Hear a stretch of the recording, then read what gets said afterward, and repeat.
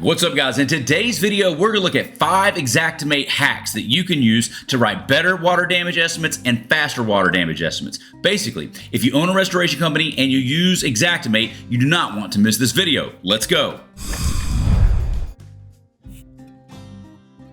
All right, guys, so as we get started, do me a favor, hit the like and the subscribe button, and do me a favor, drop a comment, tell me where you're tuning in from. And the first hack is this: learning how to use templates to write your water damage estimates. What are you talking about, Shane? So listen, here's some of the problems that I had in the early days. Number one, I would spend countless hours looking for random codes. Like, we would do something and I couldn't remember the code. We didn't use it that often. And so I'd catch myself looking for 10 or 15 minutes for 1 or 2 specific line items. And honestly, it was just a big waste of time. And the other situation was this: there were times where I would forget to put a piece of equipment on the estimate. Like, we always use dehues and fans, but sometimes I would forget to put the air scrubber on there, or I'd forget to charge for the negative air filter, or I'd forget to charge for like the injected dry mat. So here was my solution: create a macro and just put all of the equipment on one single estimate. And that's what I wound up doing. Let me share my screen and I'll show you what we're talking about. This is the way that you're actually going to name these things. This is going to be the job name in Xactimate. So you'll create a customer name or a job name, and this will be the file name. Okay, it's going to be template, job type, amount, and description. Template, job type, amount, and description. And this is what we did for hours. Okay, and so this is what that means in practice. It would be template underscore water job underscore how much it was worth, and then underscore description. And then that way, whenever I wanted to find a $7,000 clean Cat 1 water job, I would type up template and it would bring up all my templates. And then I would see this is a water job, and I would create one for recon or for mold, as you can see here, right? So you'll want to create a handful of templated estimates. And if you guys want to know more about this and see how we exactly do it, you can go to workwithshane.com and book a call. We'll help you guys do this, okay? But this is what I'm saying, okay? You put the template and then the job type and all of this, and there's metadata in the customer information.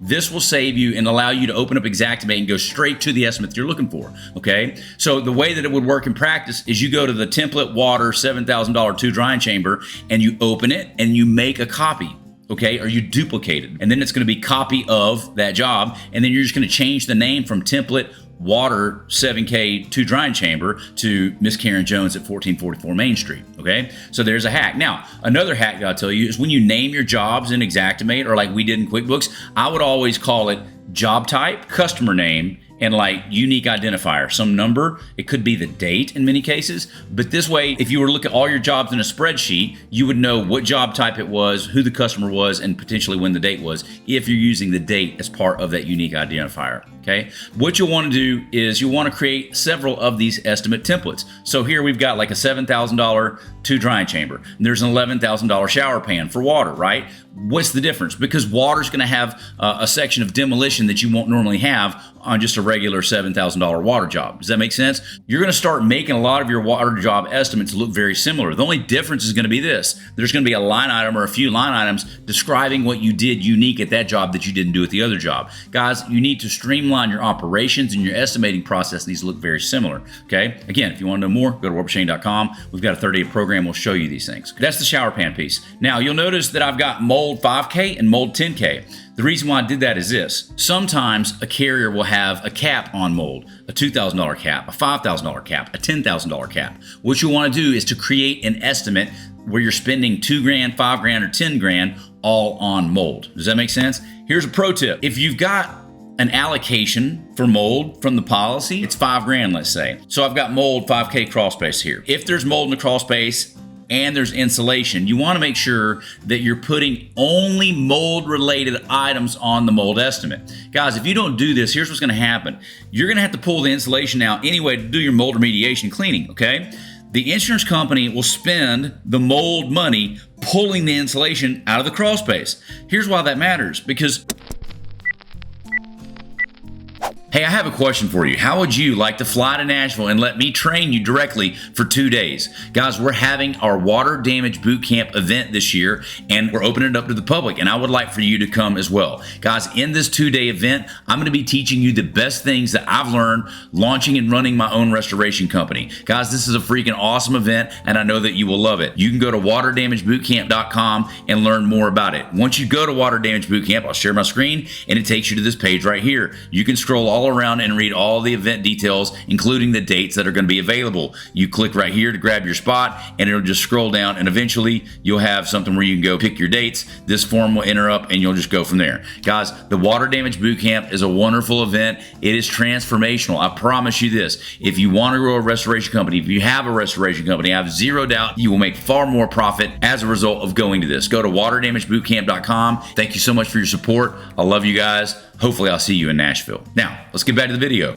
The insurance company will spend the mold money pulling the insulation out of the crawl space. Here's why that matters, because if you got a $5,000 allocation, it may cost $3,000 to pull all that insulation out of the crawl space and dispose of it. If you're not careful, the insurance company will apply that $3,000 to the mold and only leave you $2,000 to clean the mold, okay? What you need to do is put all of that remove insulation on the water mitigation estimate, okay? And put only like the HEPA-vac, the mold related items that you would do for scrubbing and cleaning the mold off of the framing. Does that make sense? If you don't understand, drop a comment and let me know and I'll clear it up for you.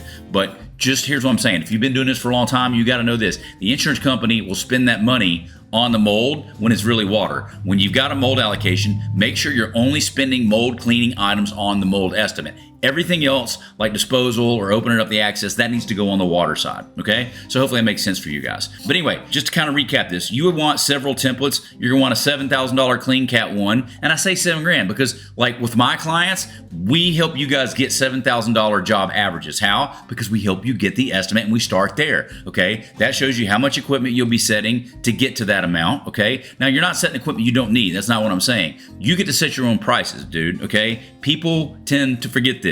If you want to say your average job is $7,000, that's fine, okay? You get to set your own prices. I will help you get to $7,000 if you go to workwithshane.com, okay? Here's what I want you guys to know. These need to be saved in Xactimate, again, as the customer name, so you can just type up template and all of your templates will be there. And just open it, make a copy, change it to fit that job detail, and you're good to go. Here's hack number 2, and this one is using half-day billing.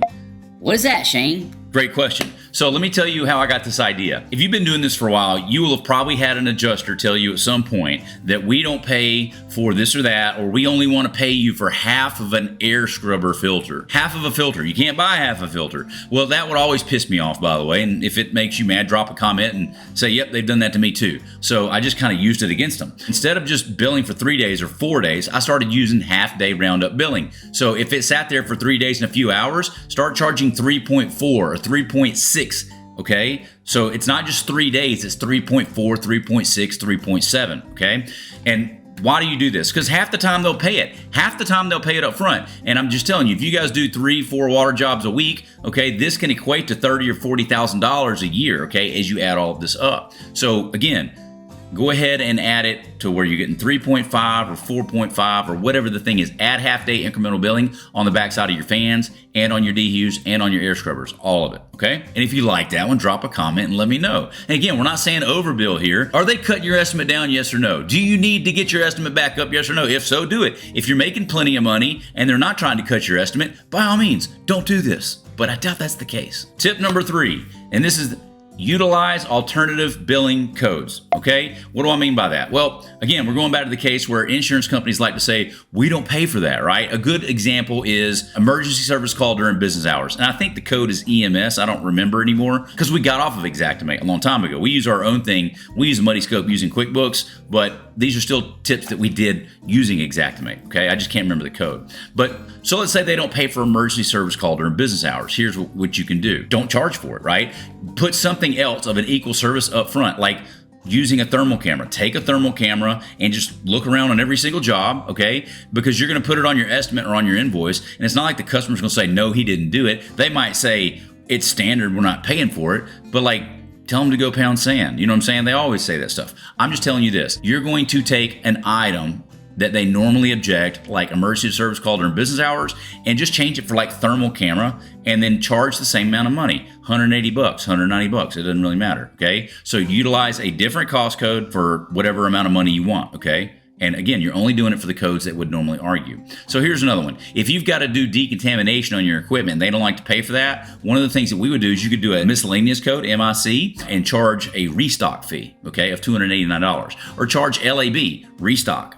and just say, hey, this is a restock fee. We're charging it at labor, and just put a unit of one and $289. Again, guys, they run off of flow charts. They don't always know what to do, and they say they're not going to pay for these things.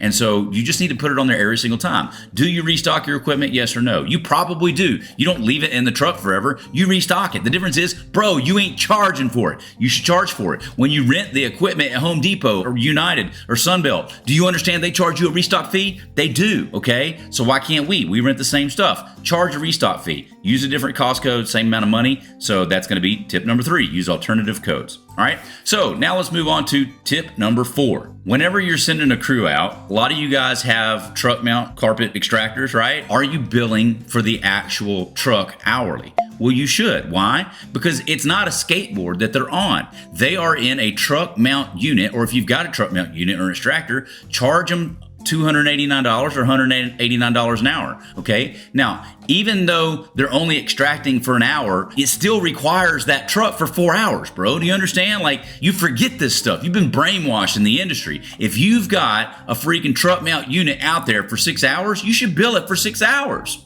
Straight up. Or you could just charge them for another trip. Charge them for the delivery of the truck mount and then haul it off and then charge for another truck to go out. Here's my point. You should be charging an extra $300 or $400 just for the hourly charge of the truck. And again, don't do this to defraud companies. You're doing this if you're actually doing it, okay? And you're trying to get more money on your estimate. This is what you do. Does that make sense? Charge for hourly for the truck mount unit. And number 5, this one sounds kind of simple, but hey, in the early days, guys, I would just go line item by line item and just argue. Tip number 5 is this: offer a streamline discount. Every time they would call and they go to argue your estimate, just have them tally up their attempted reductions. And if it's over 10%, tell them this: I would love to help you, evil adjuster, but I don't own the place, all right? And I'm only authorized to approve a reduction of X%. And we would typically do 10%. You can do 5 if you want, but like, I'm a nice guy, you know what I'm saying? I give them 10. Now, again, these other things that I'm talking about, you're going to charge more than you would have before watching this video, 10%, right? So that's the reason why I would have you do this. Guys, if you want to know more about this, I'm having a 2-day event in Nashville. Go to waterdamagebootcamp.com because I'm going to be showing these tips and tricks plus way more stuff that I can't put on YouTube. It's not that it's bad, but I have adjusters that follow me, y'all. So I can't put everything out here because they will use what I say for evil, and we're not going to do that. But offer a 10% discount in exchange for immediate payment right now. So hopefully that's helpful for you guys. Again, if you want to know more how I can help you grow your company, go to workwithshane.com. If you want to come to Nashville for 2 days and let me train you and your team, go to waterdamagebootcamp.com. We'll see you in the next video. Hey guys, if you enjoyed that video, I've got 3 things for you. Number 1, if you haven't yet, click on my face below and be sure to subscribe to the channel. Okay, we put out new content each and every week. Also, if you want me to help you grow your company, go to workwithshane.com. Workwithshane.com, put in your information, we get on a call and see how we can help you grow your company. Lastly, there'll be some other videos right here. If you want to watch more content about growing your restoration company, check out one of these videos. We'll see you guys on the next one.